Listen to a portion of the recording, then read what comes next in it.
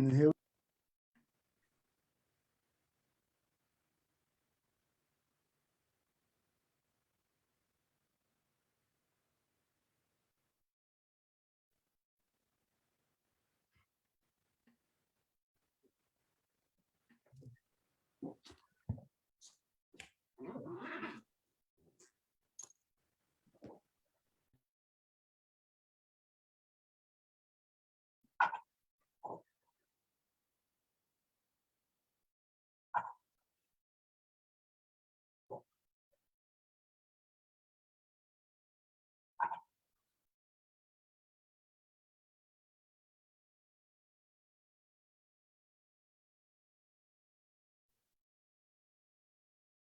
all right, sorry, a little technical difficulties. Good evening and welcome to Showtime TV. I'm your host, Omar Rashada.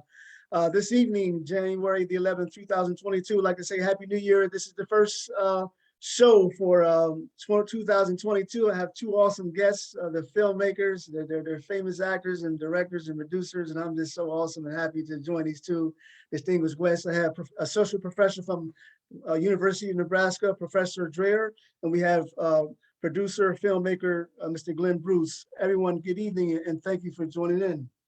Thanks for having me. Okay, thank you for the invitation. Thank you. Okay, and I think I got another guest coming on as well. Yes, this is my VFX producer, Michael Burke. Yes. Okay, all right. Okay, so we have another guest, Michael. He's going to be joining us in a few minutes, but what I want to do is have everyone just introduce themselves, just talk about how they got involved in the film and television business. I'm going to start off with Glenn Bruce. Okay, guys, thanks for having me once again. My name is Glenn Bruce. I'm the owner of the company, In-House Magic Productions. I started out first as an audio engineer. I've been an audio engineer for about 35 years. And I really started getting into videography and filming back in 1999. I used to work for WWE, and I started off doing commercials for them. Oh, wow, okay. Through the years, like we've all seen movies and TV shows, and we sat back and either your mind got blown or you were inspired to do something. So I would look at movies with so much passion or look at TV shows, and then I would say to myself, what could I have done to make that better? So that kind of got me involved, into producing film. So for the most part, for the last, I would say last 10, 15 years, I've been doing mostly TV shows. I filmed a lot of sports shows for live cable. That's been like my bulk right now. But as far as the filming, I went rogue and started working on my own films and do my own script. So I would like to coin the term that I'm like a multimedia producer, because when you're an independent producer, you wear a lot of hats. So before I get into that thing, I'm gonna leave right there. Because I can like get really so you have a very extensive history in film and television. A very deep and rich resume. And I'm very humble with it. I don't like doing a whole lot of name dropping, but I've worked for government, celebrities, sports shows, radio TV shows. I did a few albums where I only got one gold record. It was for a rap group. I don't know if you heard of State Property. I played keyboard for that. But basically I like working with people. I'm very humble when it comes to, but I went rogue and I left a lot of the big names and started working for myself. Right. Okay, so Professor Dreher, so how'd you get involved in film and television? Well, I was in graduate school, University of California, Riverside, and my minor is history, and I also had another minor in film, but it was from mostly the theoretical part and the historical part there. And then when I got to the University of Nebraska, I had no idea if I was going to be in film or not. But I did teach courses in film, in particular blaxploitation. And then the opportunity came up for me to collaborate on a film with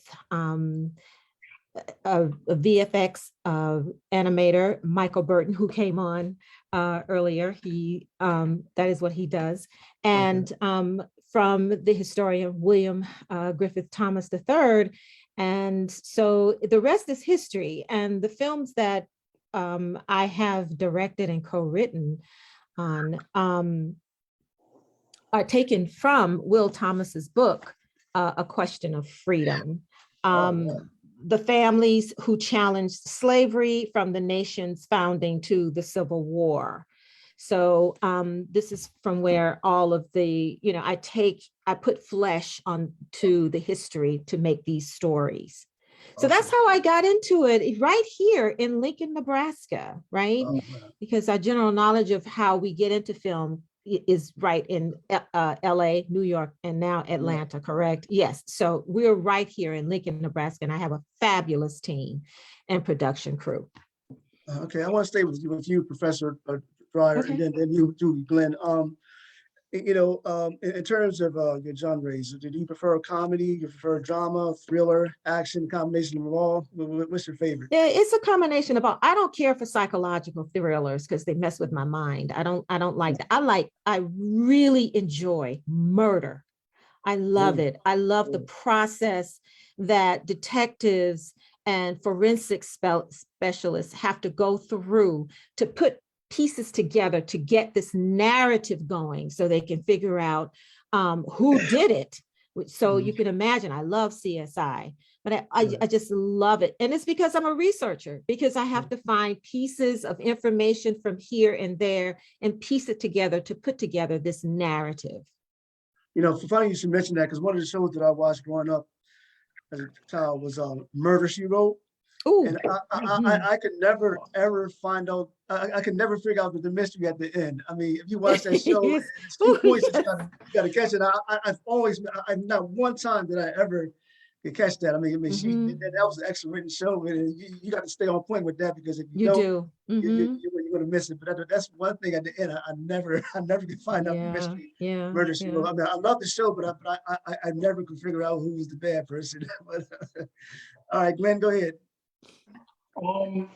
I pretty much can absorb every genre, and I think one of the secrets of making a good production is it has to have appeal, and the appeal is very important, because, like me, especially me and my fiance, if we watch something or go through something, no matter if we're reading a book or watch a movie, if it doesn't grab me, I'm out.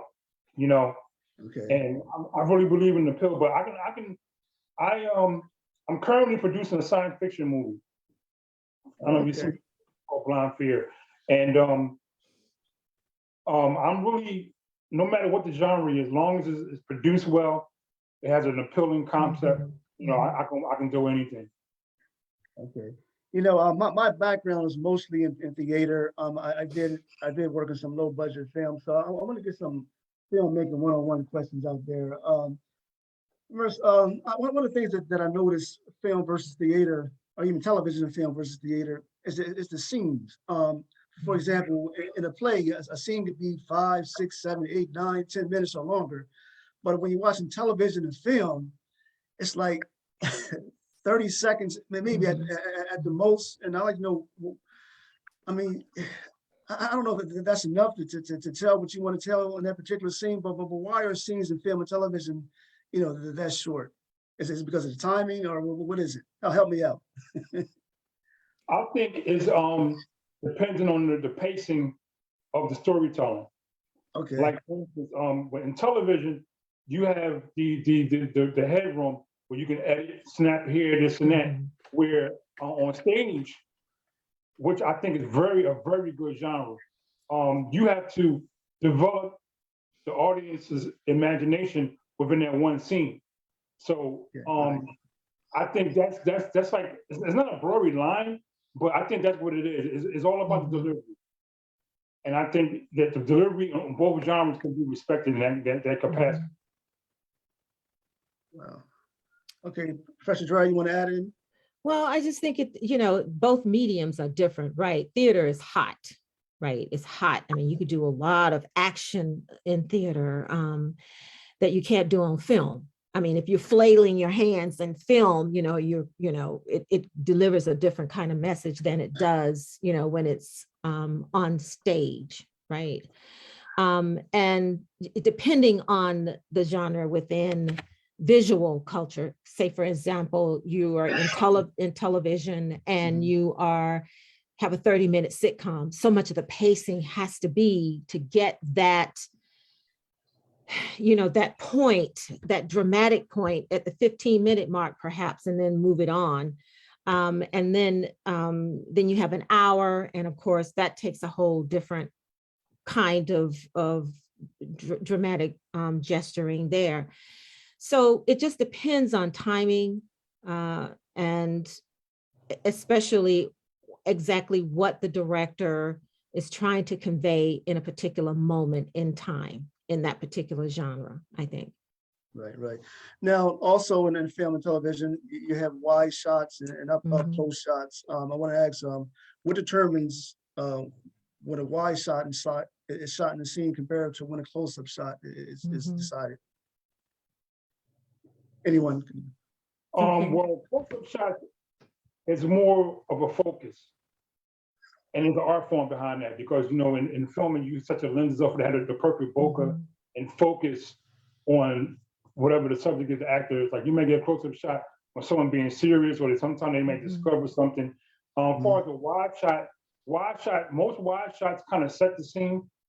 Like if you see like movies and they transition to a wide shot, it sets the audience into where the scene's about to happen at. So I think that's more of a delivery system, again, like I said before. Yeah, and I think when you're talking about film language and film forms, it depends on what you want the audience to see from that character. Exactly. Close-ups, right? Close-ups definitely bring you into the world of that character, its thoughts, what she or he, or even an animal is thinking, right? And so the medium close-ups puts you more into it. The extreme close-ups gives you, it really gets you into the emotion of the subject that's before you on the camera, correct? And if the director is using that particular lens, then it's trying to communicate something to the audience about that character and the mood, the character, and in the scene itself.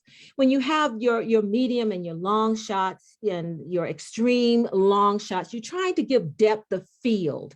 You're trying to give the audience a feel for where they are or when the characters are in terms of space. Right. If you look at, say, for example, the Star Wars movies, where you have all of this desert with no kind of protection, right? So that gives the audience the sense that the characters are in vulnerable positions. And so then the question is, how are they going to protect themselves if danger should occur? How are they going to take care of themselves in terms of shelter, in terms of food, right? And the like. So these kinds of film forms tell a story in and of themselves, especially when you're talking about selective focus, right? Where one character is blurred or one particular space is blurred and another is in full focus. It is directing the gaze of the audience, what the audience wants to see and what is important at that particular scene, right? Yeah. Right. Okay, and also one of the things I also noticed, I was in a very low budget, local film here in Delaware, and we had to shoot the scene several times. Now the thing about it is that she had the guy who was shooting the film, who had the camera, he was doing it at different levels. Like he may put the camera on me from one take, and then the next take he put the camera on the person I was talking to, and then another take he could be on her side. So in the scene, you can get like 4 or 5 different takes from several different angles. Of course. Wow. And that's the answer to that question, right? Several different angles, right? In that scene, what's happening in this scene from different points of view. Right. So let me ask you, in that same scenario, now let's say if there was 3 cameras, one camera's facing me, the other camera's facing the person I'm talking to, and then another camera's facing both of us, is it, do we have to do that scene over and over again for different takes, or because you got 3 cameras, you can just do maybe 1 take? If your actors can stand it, yeah. 'Cause I just shoot 10 times. If you know, if you have a good crew, a good cast, and they understand that, hey, listen, I'm going to get this camera. Before you can start filming, you can tell them, listen, I'm going to shoot this angle. I'm going to shoot a bird's eye view. I'm going to shoot a Dutch view. You know, there's different views you can shoot, and it all helps out because when you finally go into the cutting room, and you guys can see what's the most optimal way to deliver your story, it's very important. You get all the data that you can. Right. What Glenn said. Yes. Yeah, right. Yes. Okay, well that's good. Like I said, I'm mainly in theater, you know, but I have done some films, but it's a learning process for me. So what are the best cameras to use when doing television and film? Is that particular camera that you see we'll be all day because over here, I'm definitely a technical hound, and what I come to my deduction is this: no matter what cameras you use, if your post game is whack, the movie's going to be whack. Okay. So I've seen, like, now with technology is so advanced right now, people are making movies with iPhones. Yeah. Things like that. Back in the day, you needed the big Panasonics and you needed the big Aria cameras. I mean, you get put like this. The best advice I can give you is you get the best camera you can afford. And then from that point on, your post game, when I mean post game, your editing skills, your software skills, your lighting skills, all the determines, no matter what kind of camera you use though, but man, we'll be all day. All the cameras out here now, all day. I don't them all. Now, Omar, Omar, go ahead, Glenn. Whether you camcorder, whether you use DSLR, whether you use a red. I mean, don't go down the road, man. This is a deep rabbit hole, trust me. Okay, got you. But listen to me, I've seen some projects where, like for instance, the movie Proud Mary, that was shot with a DSLR. You couldn't tell, it looks very good.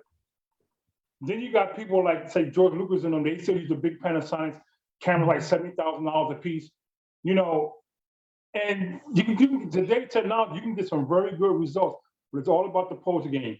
When you bring it to your lab, and if you don't edit it right, or you don't know how to cut it right, or your lighting, your color correction is bad, no matter what camera you use, it'll make a difference. Go ahead, Professor, you wanted to say something?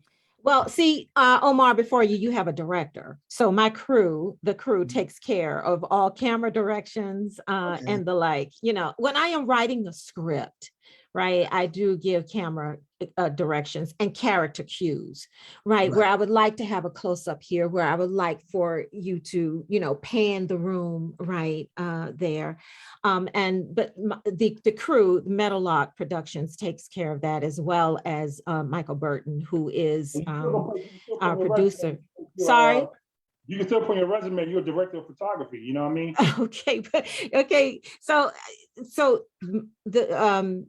the crew on all the films that I have directed and co-written on, they take care of all of that. I couldn't tell you what camera, but I can tell you for the film, The Bell Affair, that we produced during COVID when we couldn't go out, right? So what we did was the characters recorded themselves on tripods on their iPhones. Oh, wow. On their iPhones. And I directed them. They were being directed in different parts of the country: New Jersey, Sacramento, here in Lincoln, Nebraska, Omaha, Kansas City. So, you know, I was directing them with their character cues, giving them crew cues and the like.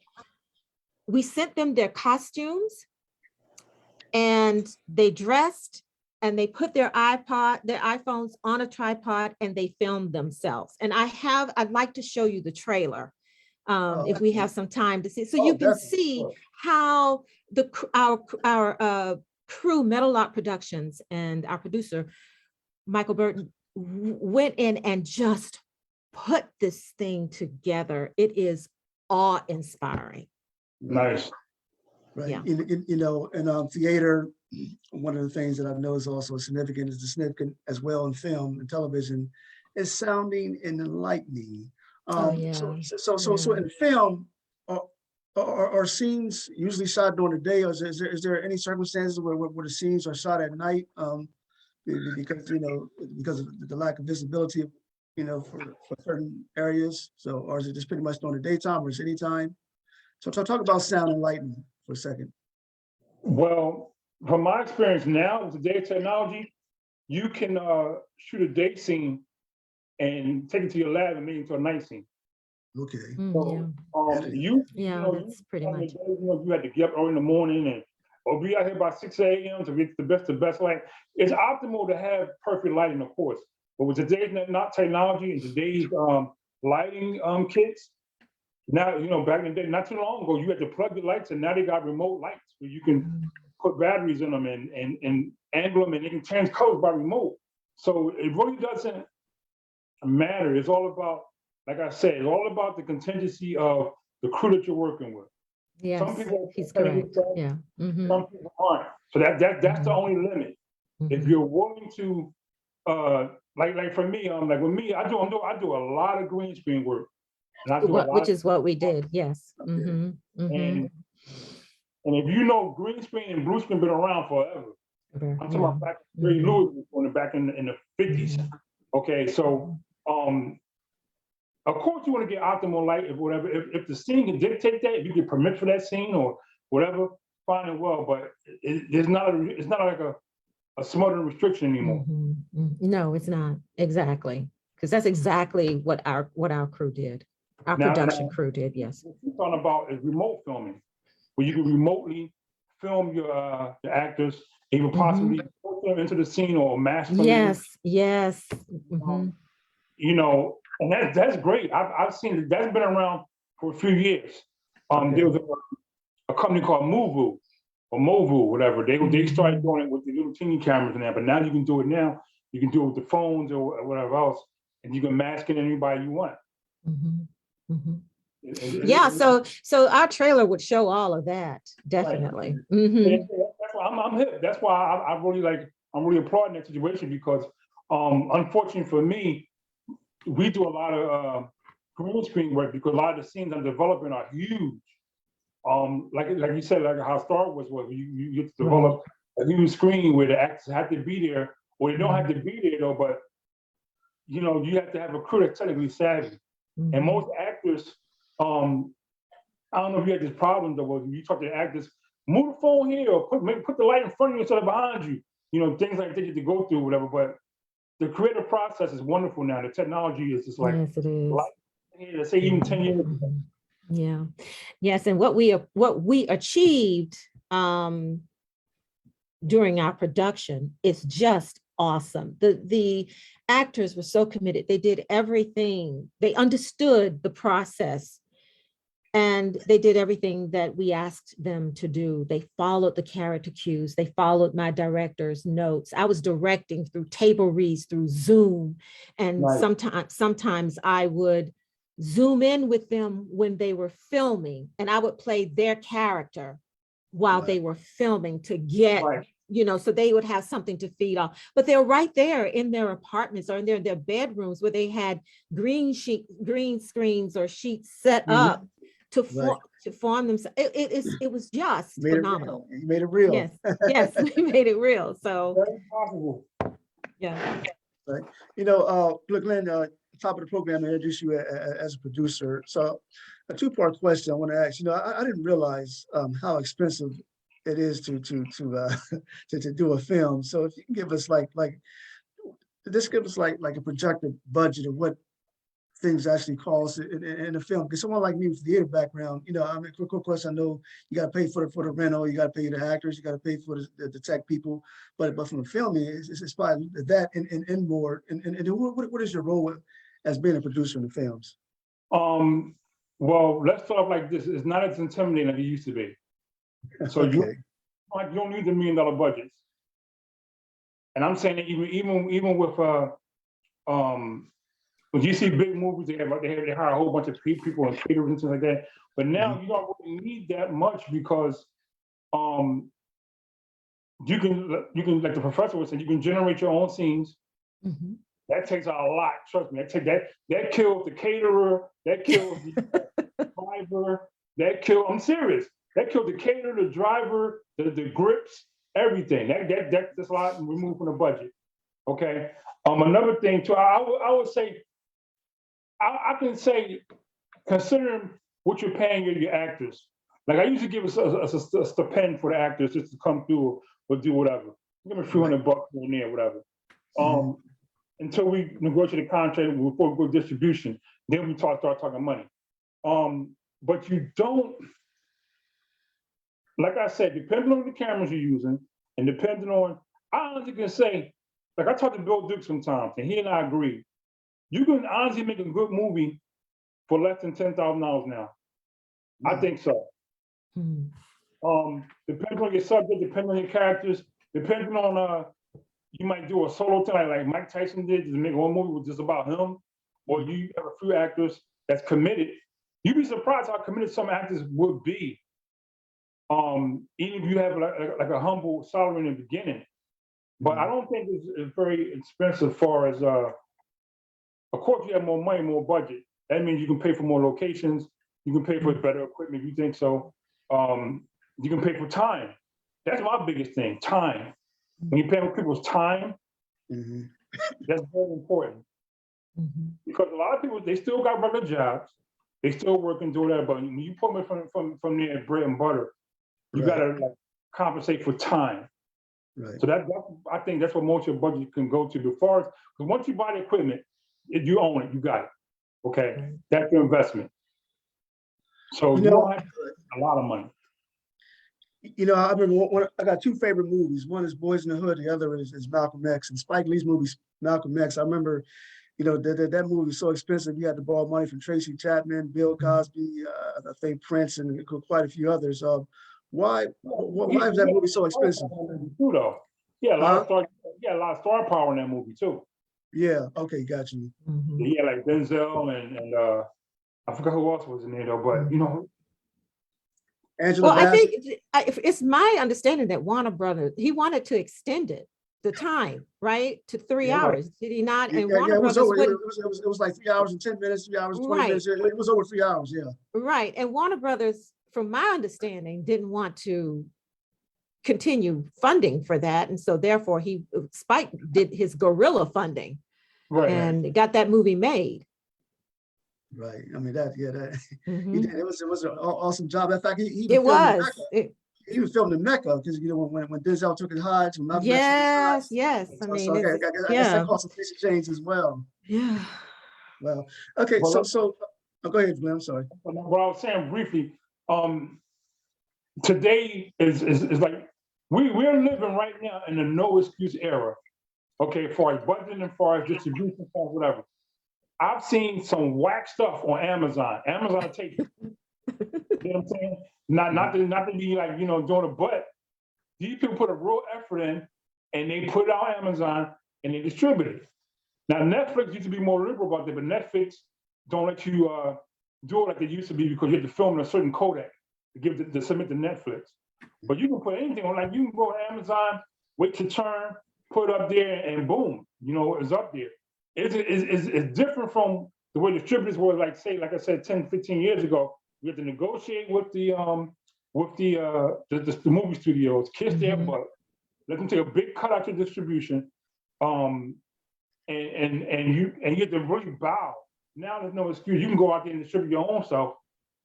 Something like how Prince did when Prince was in the music business, and he got tired of the companies keep taking money from him. He said, "You know what? I'm gonna change my name to this graphic, and it's me."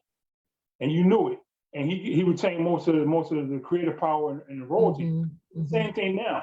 There's no excuse. It's like you can put anything like out you that you want, and if you don't do it, if you don't get picked up by one of the networks, we all know you can put it on YouTube, you can put it on Venmo or whatever else, Vimeo, whatever it's called, and do it yourself. So there's no It's all, the capacity lies in where your imagination is and how far you want to go, and what your work ethic is. Okay, so you don't have to take your work to a film festival first, and then see if it get discovered and let it go from there. So, I mean, I thought that was a process, you know. Yeah, well, me, my theory on film festivals is you got to pay a fee, you got to get voted to be in the film festival. Oh, wow, okay. Yeah, you do. There's a panel that approves whether this is good for our festival or not, depending on your genre. You got to fall into a certain genre at the film festival, but mostly you got to pay an entry fee.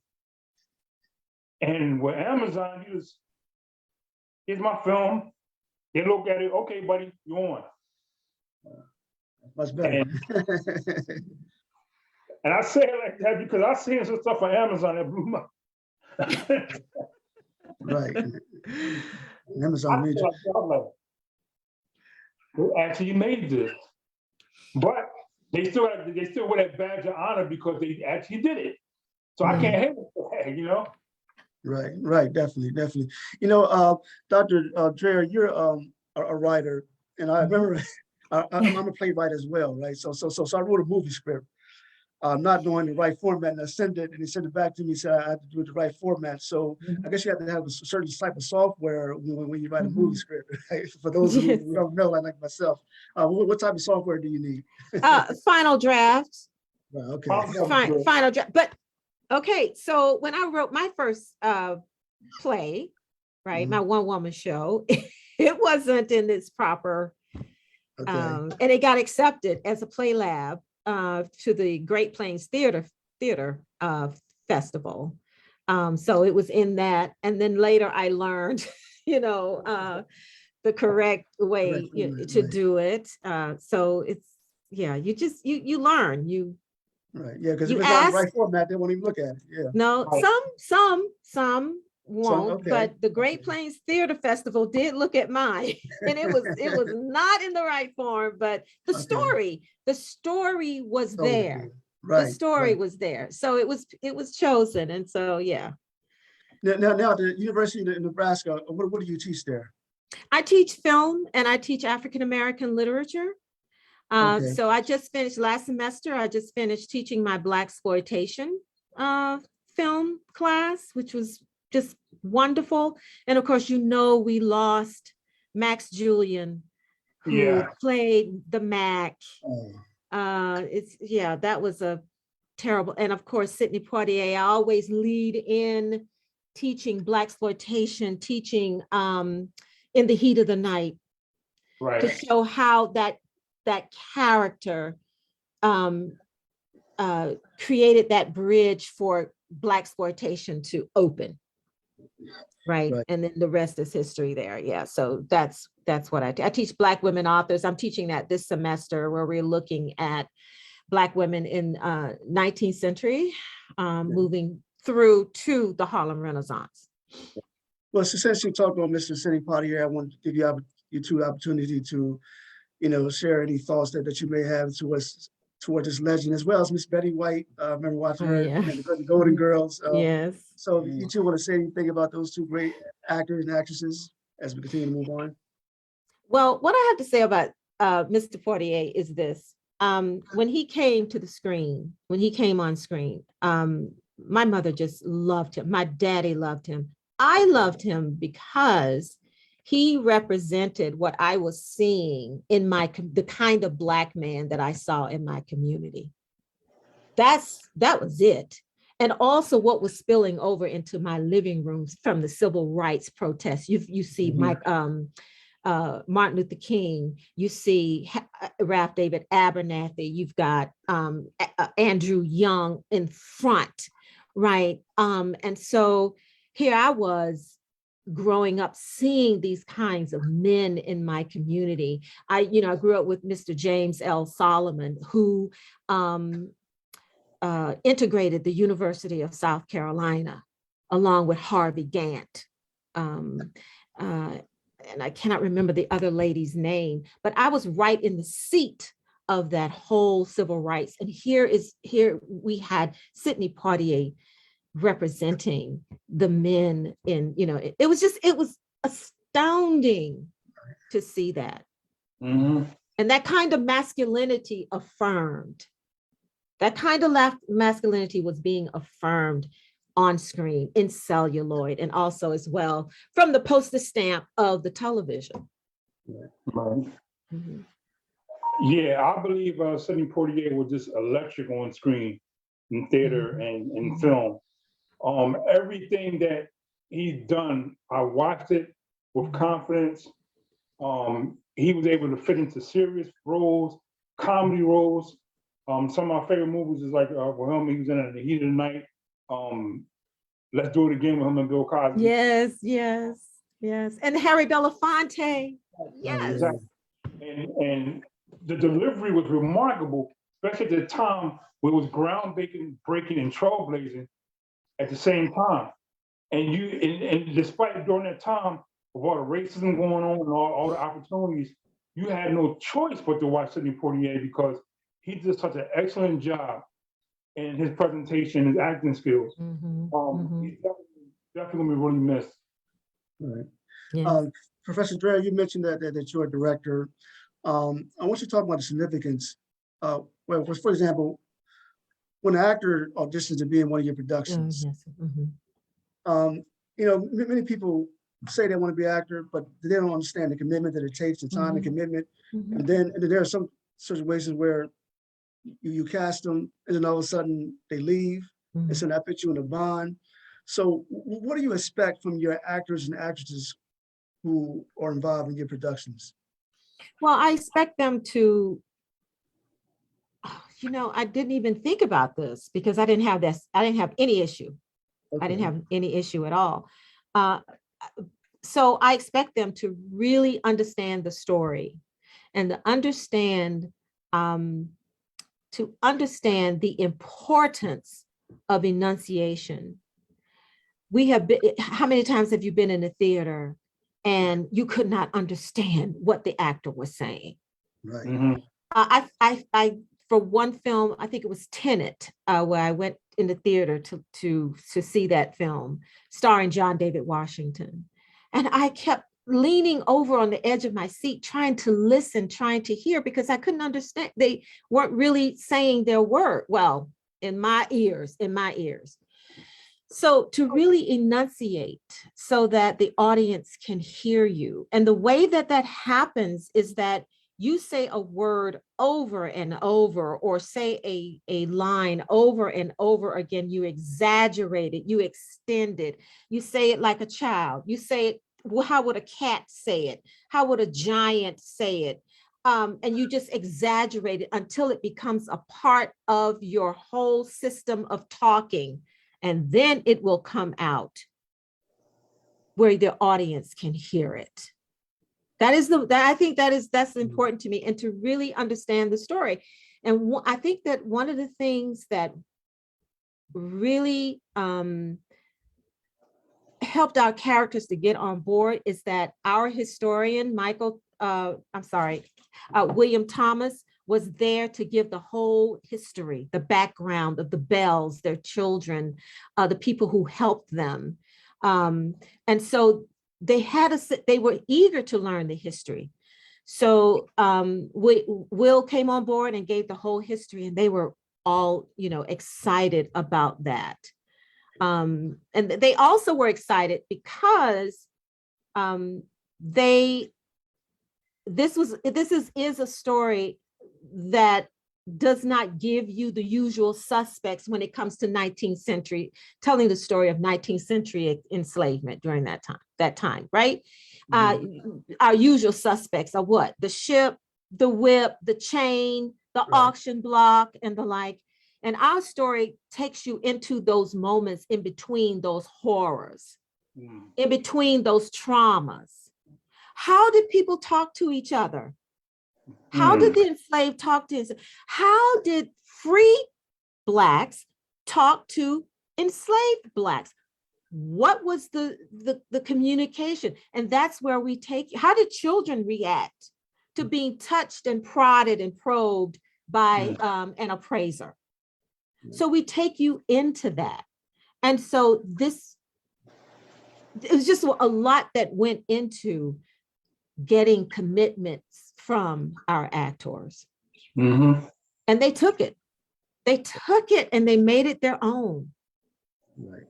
Right. That is awesome. You know, when you mentioned stories, you said the word stories. Yes. I mean, look, if you look at the history of television, for example, African American television, like maybe the 70s, you had like things like the Jeffersons, and the TV One shows, old great ones, the Jeffersons, good times. You got Cosby Show, you got Different World, you got Everybody Hates Chris in the 90s. Oh yeah. But currently, I just don't see shows like that today. And sometimes a lot of reality shows. I mean, have we lost that touch of sharing the role of the Black family? We watch shows like Jeffersons, The Cosby Show, Everybody Hates Chris, and so on. It's just like the television is just different. I mean, I don't even know too many African American sitcoms that's out there, unless I'm missing something, you know. Well, what you see, well, before I'm gonna answer that question for you, before I go, I Sure. want to plug in our Facebook page, which is Sure.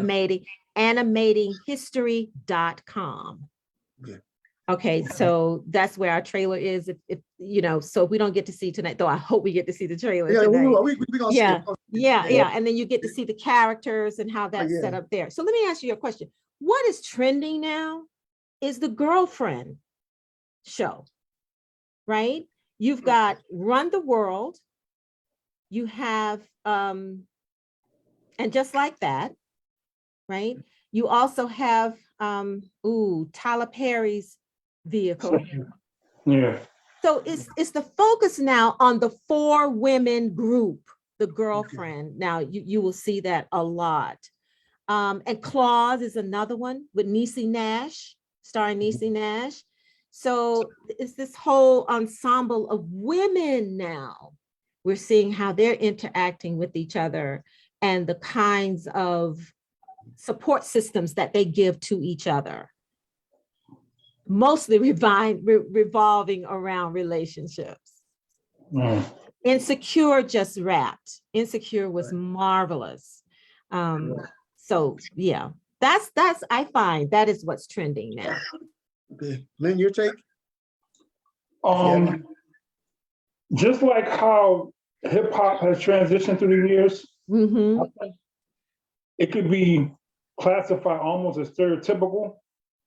Like they don't want to see, they don't think there's a quality in Black families unified together. A lot of shows that the professor mentioned, it's always about confrontation or about things that we are stereotyped to believe in. You know what I mean? Like there's some brilliant, Black people are very brilliant, and we're not displayed that way. And in today's current element in politics and everything, they prefer it to be that way. So they making more money off of things that's confrontational. Like you watch a show like Sisters, you know, they either screwing each other over, or they hate each other, or they are either trying to give everybody ill advice, and that seems to be trending as well. Like some of the shows you mentioned, Omar, I miss a lot of those shows. You know, where there's a strong Black family working together, mom and pop working together. Everyone hates Chris, My Wife and Kids. You know, those shows kind of phased out because in the current element today, this is me personally thinking, in the current element today, that's kind of seems more intimidating versus an abstract view. And that's why I think it's phasing out. So that's why I think some of the shows the professor mentioned, they're trending because they're investing in that narrative. I'd like to offer another perspective on that with the girlfriend genre here, whether, you know, when you have the Black women, it's always that they are there for each other. And of course, they're going to have tensions with each other, right? But that more has to do with you're not taking care of yourself. You're accepting the things that this person who's in your life is giving you, and you are worth more than that. So I find that is that's more of the general narrative in these particular kinds of of shows. Also, Tyler Perry produced Bruh, B-R-U-H, with Barry Brewer, the comedian, and it's wonderful. I enjoyed it, where you see four Black men, friends, who are working in different areas. I think it's set in Atlanta. And the way that they come to each other's aid is very different from they have similar threads, but it's interesting to see how Black men support each other when they're having times of trouble, and even triumph, how they support each other. Yeah. Awesome. That's awesome. Okay, so I want to get into this trailer now. Okay. So just tell us a little bit about it, and then you can show us. Okay, so this trailer, it is the trailer for our film, and you will see how you'll see the artistry that went into making this film, making this trailer, and to tell the story in this little bit of time here. So let's go ahead and try to share. I can share the screen here. So let's go ahead. And this is our this is the bill of fare here. This is animatinghistory.com as well. And we also have Animating History on Facebook as well. Okay, so let's look at this trailer. Okay. Awesome.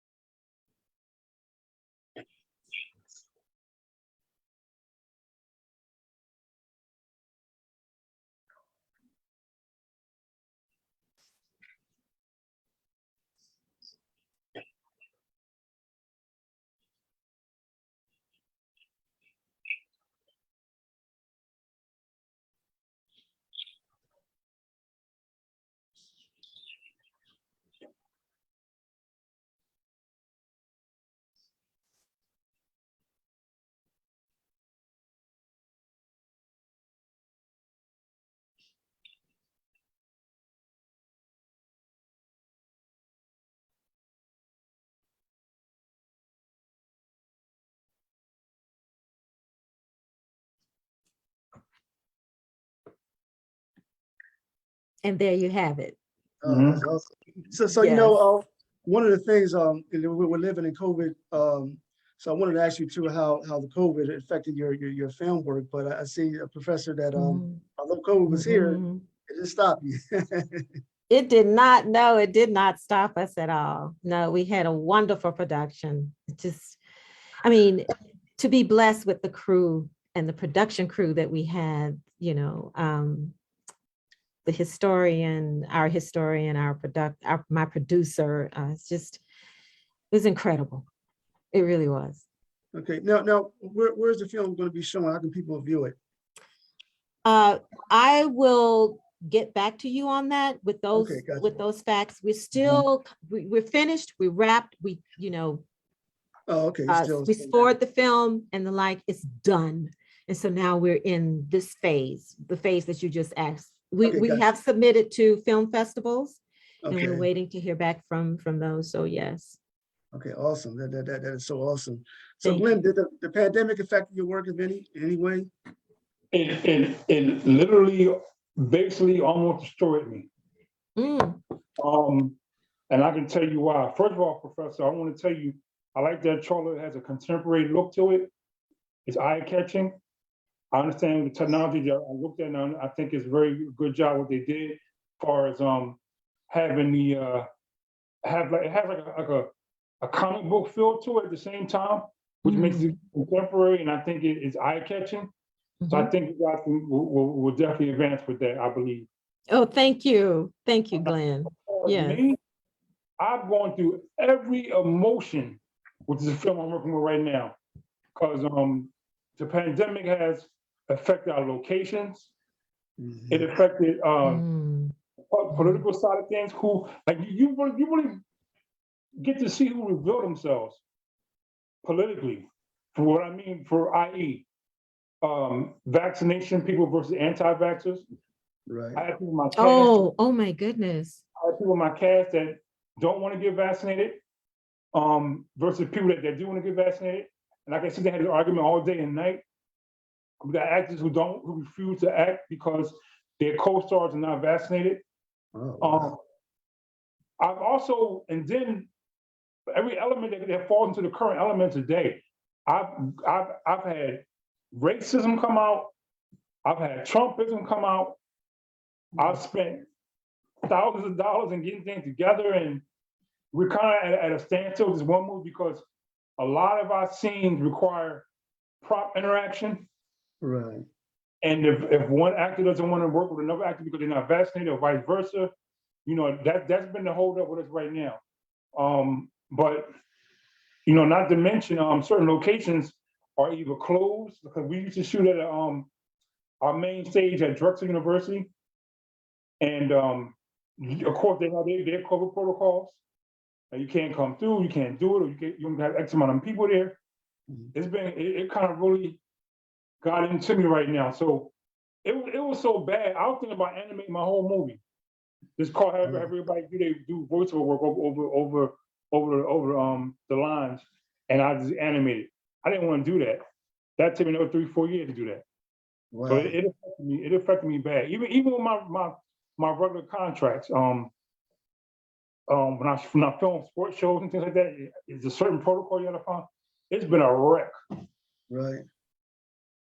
Yeah, I can only imagine. I can only imagine. So I want to ask, you know, someone writes a film and they need funding. Where can they get funding at when it comes to films? Again, welcome to 2022. The reason what I mean by that is, you can start learning cryptocurrency. You can start getting to the NFTs, and people are generating real money with this stuff. But it's kind of rough right now because, like, for instance, my movie was being funded by, I had one billionaire that was going to fund my movie. He died. So that was out the door. Then I had another film I was filming for somebody else, and they gave me a budget. He died. So I'm kind of like leaning away from the human policy. And I think right now there's no excuse. So you can raise your own money. There's so many things you can do as far as raising your own money, whatever. I can't give you a concrete resource, right? But there's some people where the cash raise the money. They sold tickets and raffles and things and raise their money, whatever, as opposed to a person like me who went deep in my pocket when I lost my funding and had to raise money, whatever. But I think right now, the most ecological way right now that you possibly can do it without having to lean on somebody is get into cryptocurrency and get into things like that, because the money that you raise through that, even though it may take a little time, it still falls into the time length of your filming schedule. I mean, that's just an angle. But there's other ways you can do it though, but you can always, you know, submit your stuff all over the place and see if somebody pick it up. And we all know how that process is. Yeah. Like, for instance, the movie I'm working on right now, I met a guy from Fox, and he wanted the movie. He wanted it. He's like, yo, this is a full length, I'll take it. But I want to fire all your people and use my people for it. So basically, he was telling me he want to raise the script. And that's another thing you can do too. There are people out there now that will, if you buy the script, they'll buy your scripts. That's another way to raise money. Let's say you're working on a movie like a comedy, but you also wrote a movie that you're not too much worried about as far as producing it, but you can write a script and sell it. And you can make it like anywhere easy between $50,000 to $100,000 doing that. So that's an option too. Right. I want to ask you both. One of the things that I love about being a playwright is I have an opportunity, like you said, to create our stories. I'm not sitting back and waiting for someone else to do for me what I can do for myself. So I want to ask you to just how exciting is it for both of you to create your own stories, to think on your own, and to see this masterpiece that you have written come to life. Professor Dreher? Well, for me, for theater, especially for me, it was very exciting for me to write my one-woman show based on my grandmother. I got to tell her story, who's a seamstress with only a third grade education. She raised my father and my uncle on her own. And there's a colorism issue with my grandmother as well. So I was able to delve into that in the South. I'm from South Carolina. It's set in Columbia, South Carolina.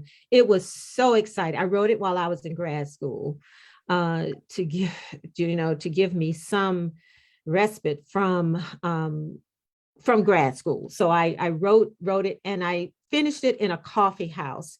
And when I finished it, I just broke down and cried because I had my grandmother's story in my hand and I gave her a voice there. It was just very emotional. When I finished writing our 11-minute short, Anna, I was so moved. I got up from my table where I was writing and sat on my couch and I just sat there for a minute. Because Anna's story was told. Will Thomas had given me the history and I fleshed it out, and gave her a story.